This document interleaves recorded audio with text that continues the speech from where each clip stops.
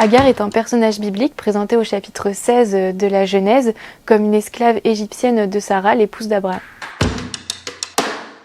Puisque Sarah ne peut pas avoir d'enfant, elle offre Agar à son époux Abraham pour qu'il ait une descendance. Agar, tombée enceinte, traite avec mépris sa maîtresse qui se venge en la maltraitant. Agar fuit alors dans le désert, mais un ange lui ordonne de retourner auprès de Sarah. L'enfant de Agar et d'Abraham est nommé Ismaël selon les recommandations de l'ange. Abraham finit par renvoyer Agar sur la demande de Sarah. Agar erre alors dans le désert quand un ange lui apparaît à nouveau, lui annonçant que naîtra de son fils Ismaël une grande nation.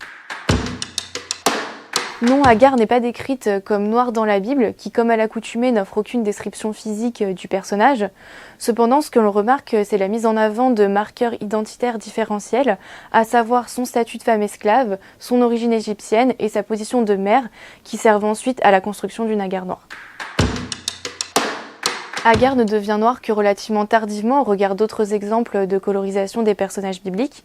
L'historienne de l'art Christine Petra-Selin a ainsi recensé plus de 140 œuvres hollandaises du XVIIe siècle qui représentent Agar et elle y figure toujours blanche.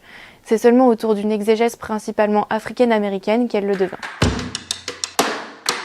L'affirmation religieuse d'une Agar noire se couple avec la figure populaire de Hunt Agar dans la culture des esclaves et de leurs descendants.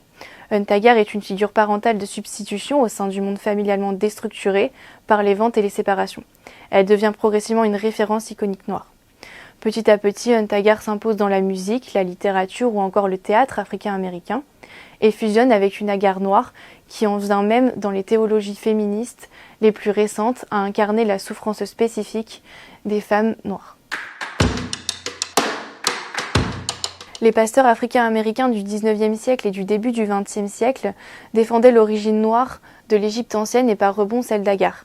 Ainsi, du fait de sa couleur de peau noire, son fils Ismaël va être considéré par certains comme le premier mulâtre.